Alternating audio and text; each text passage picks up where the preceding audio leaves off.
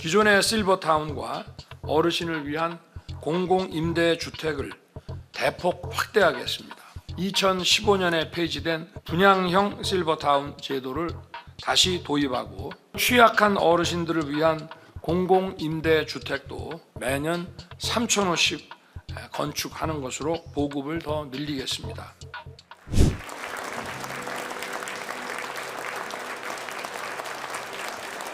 한국 대표 관광도시 원주에서 역사를 다시 돌아보게 됩니다.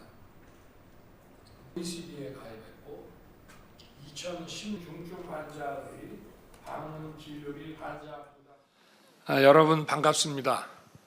오늘은 대한민국 대표 건강도시 원주에서 어르신들을 모시고 건강하고 행복한 노후를 주제로 22번째 민생 토론회를 하게 됐습니다. 오늘 어르신 여러분을 뵈니 대한민국이 걸어온 위대한 역사를 다시 돌아보게 됩니다. 70년 전 6.25 전쟁이 끝난 직후 맥아더 장군이 폐허가 된 한반도를 보면서 기적이 일어나지 않는 한 이 나라가 재건하는데 100년은 걸릴 것이라고 말했습니다. 그런데 그 기적을 이루어낸 것이 바로 우리 대한민국의 어르신들입니다. 전후 40년을 간 넘긴 1996년에 대한민국은 OECD에 가입했고 2010년에는 OECD 개발원조위원회의 24번째 회원국이 돼서 세계 최초로 원조받는 나라에서 원조를 하는 나라로 바뀌었습니다. 세계에서 가장 가난했던 대한민국이 지금은 1인당 GDP가 3만 불이 넘는 세계 13위의 경제 대국이 됐습니다. 지금 전 세계에서 우리나라보다 수출을 많이 하는 나라는 5나라밖에 없습니다. 반도체, 자동차, 조선, 스마트폰, 2차 전지를 비롯해서 메이드 인 코리아는 그 자체로 세계 최고로 인정받고 있습니다. 최근에는 K컬처가 글로벌 문화 시장을 선도하면서 세계인의 사랑을 받는 문화 강국으로 발돋움하고 있습니다. 정말 기적이라는 단어 말고는 표현할 길이 없는 대한민국의 위대한 역사입니다. 이 위대한 역사를 성취해내신 분들이 바로 우리 어르신들입니다.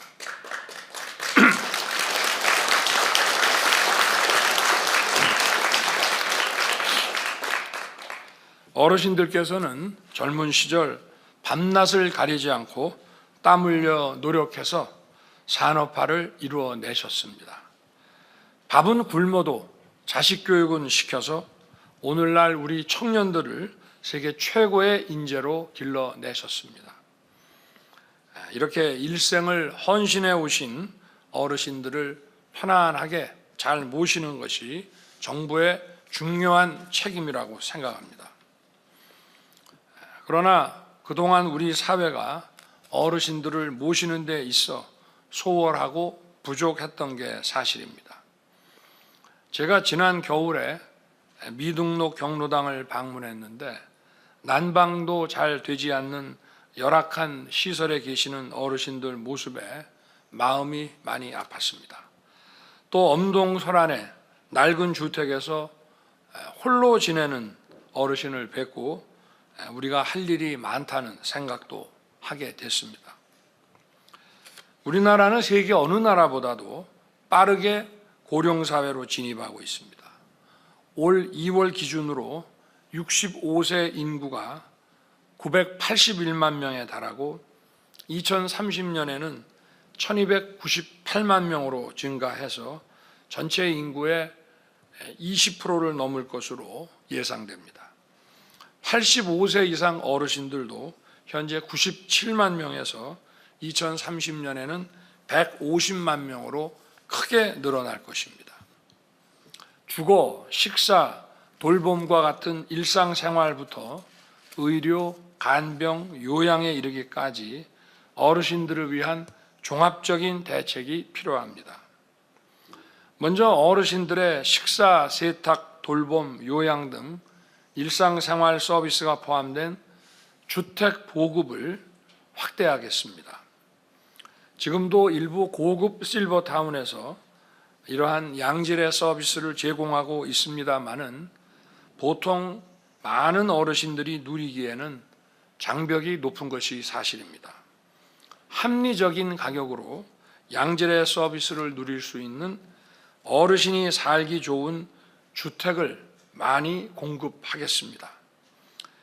우선 기존의 실버타운과 어르신을 위한 공공임대주택을 대폭 확대하겠습니다.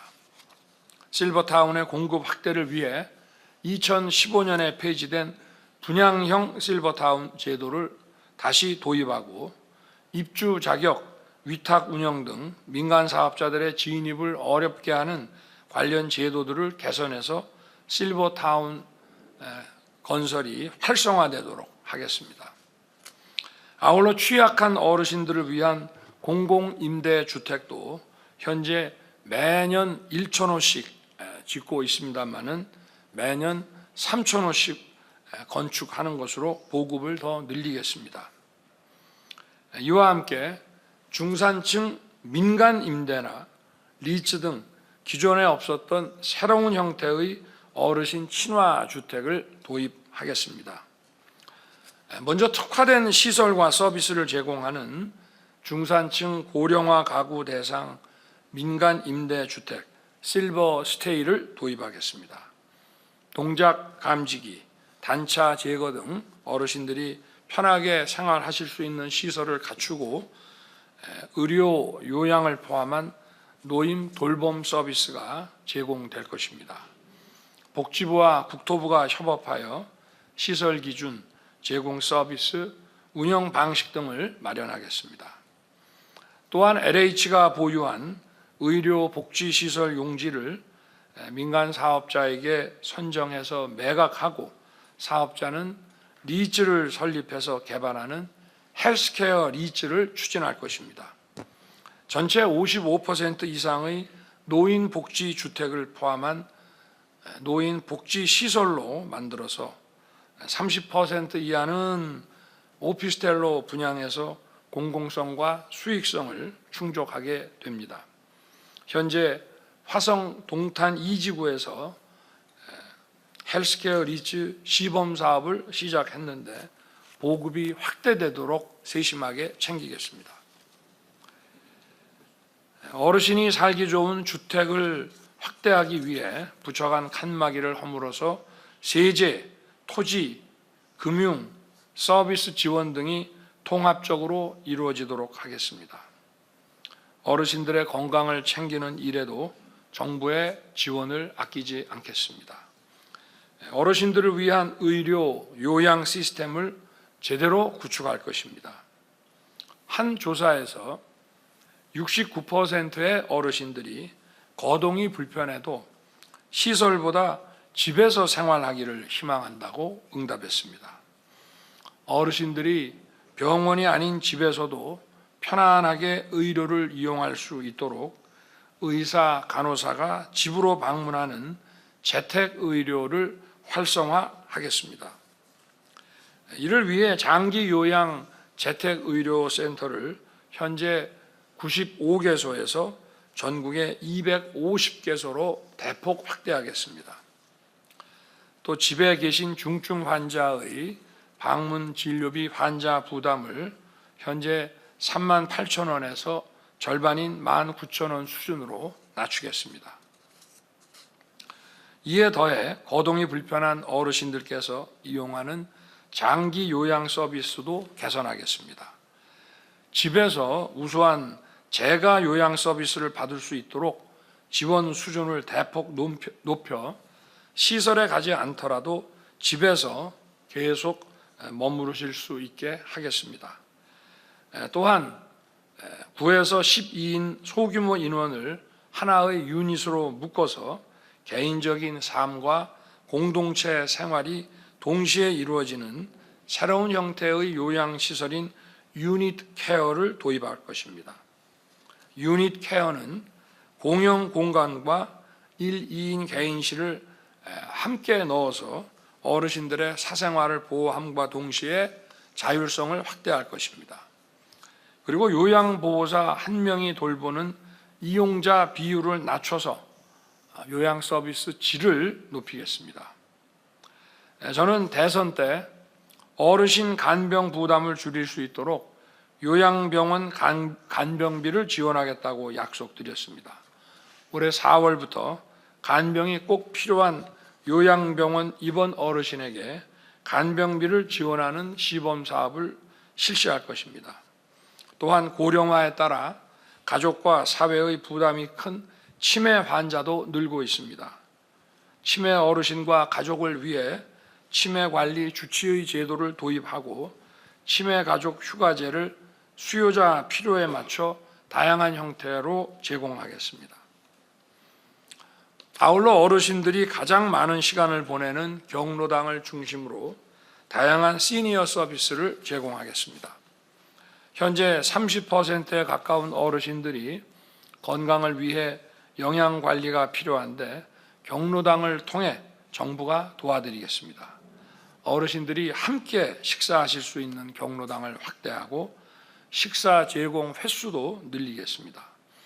또한 노인복지관을 활용해서 경로 식당을 확대하고 몸이 불편한 어르신들을 위한 식사 배달 서비스도 도입하겠습니다. 요즘 어르신들의 가장 큰 고민은 디지털 격차 문제로 경로당을 통해 해법을 찾겠습니다.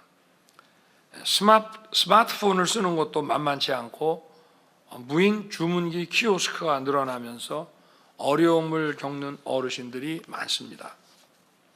어르신들께서 경로당에서 스마트폰, 키오스크, 현금 인출기 등 다양한 디지털 기기 사용법을 배우실 수 있도록 지원하겠습니다.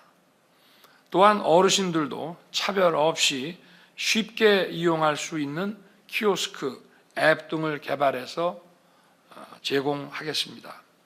그리고 이러한 사업을 지원하기 위한 입법적 뒷받침도 추진할 것입니다. 전국 1676개소의 미등록 경로당도 빠짐없이 챙기겠습니다. 지난 1월 정부는 미등록 경로당을 전수조사했습니다. 안전점검과 난방비, 양곡비도 지원했습니다. 앞으로 준 경로당 제도를 도입해서 미등록 경로당을 양성화시키고 비용을 지원하겠습니다. 아울러 어르신들께서 건강을 잘 관리하실 수 있도록 스포츠 활동을 뒷받침하겠습니다. 시니어 친화형 국민체육센터를 올해 5개 추가 건립하고 체력 측정 및 맞춤형 운동상담센터와 생활체육 지도사를 노인복지관, 경로당과 연계해서 어르신들의 체육활동을 도와드리겠습니다. 어르신들의 생활체육으로 자리 잡은 파크 골프장을 더욱 확충하고 맞춤형 운동 프로그램도 보급하겠습니다. 일자리야말로 어르신들께서 즐겁고 건강한 노후를 보낼 수 있는 가장 중요한 복지 정책입니다. 정부는 올해 노인 일자리를 103만 개로 역대 최대로 늘리고 5년 이상 동결되었던 보수 수준도 7% 이상 인상하였습니다. 어르신들께서 이를 통해 보람을 느끼고 소득을 얻으실 수 있도록 할 것입니다. 65세 이상 인구 가운데 10% 이상이 일자리에 참여하실 수 있도록 지원을 확대하겠습니다. 이러한 노력들과 함께 대한민국 대표 건강도시 원주의 도시 경쟁력을 높이는 데 힘을 쏟겠습니다. 이곳 원주는 지난 20년 동안 많은 노력을 기울여 국내 유일의 자생적인 의료기기 혁신 클러스터를 조성했습니다. 원주 의료기기 혁신 클러스터가 의료기기 산업의 글로벌 진출을 이끌고 AI, 빅데이터, 디지털 기술을 활용한 디지털 헬스케어 산업 발전에 중추 역할을 할 수 있도록 정부가 적극 지원할 것입니다. 원주가 보유한 세계 최고 수준의 보건의료 데이터를 기반으로 올해 지정된 강원 보건의료 데이터 글로벌 혁신특구와 연계해서 원주를 첨단 보건의료 산업의 거점으로 대폭 지원하겠습니다.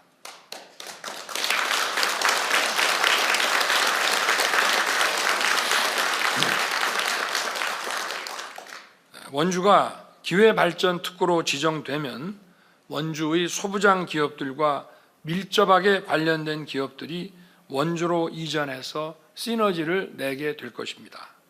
앵커 기업 유치를 통해 반도체 등 원주의 산업들이 지역의 중추 산업으로 자리 잡고 관련 기업들의 투자도 더 확산될 것입니다.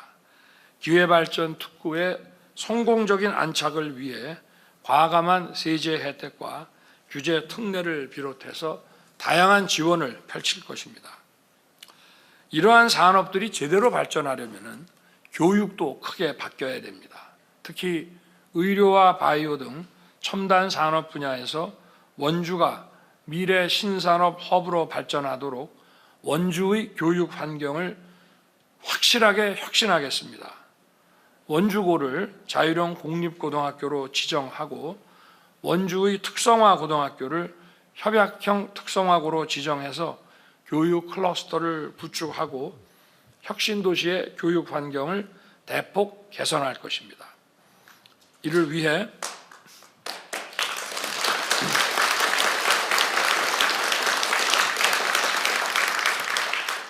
정부는 지난 2월 말 원주를 교육발전특구로 지정했습니다.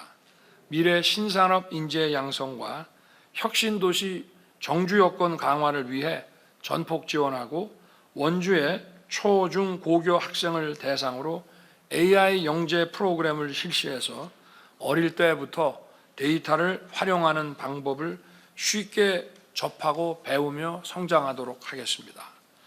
원주의 유능한 인재들이 원주에서 교육받고 꿈을 꾸며 지역 발전을 이끌어갈 수 있도록 지원할 것입니다. 원주의 교통망을 대폭 확충해서 수도권 원주 시대를 열고 원주가 중부권 핵심 도시로 발전할 수 있게 뒷받침하겠습니다.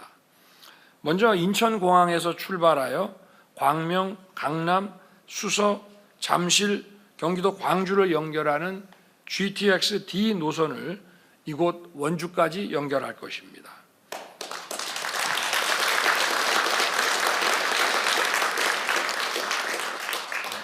제 임기 내에 법적 절차를 마무리해서 착공 기반을 확실하게 다져 놓겠습니다.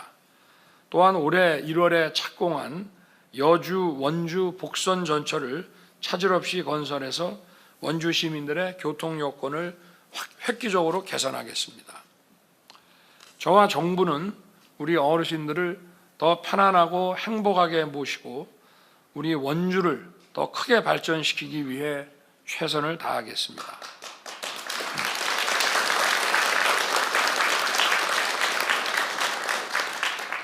오늘 이 자리에 많은 어르신들과 가족, 전문가분들께서 함께 하셨고 또 원주 시민들께서도 많이 오셨습니다. 어르신 정책과 원주 발전 정책에 대해 좋은 의견을 많이 주시기 바랍니다. 여러분의 말씀을 경청해서 과감하면서도 속도감 있게 정책에 반영하겠습니다. 감사합니다.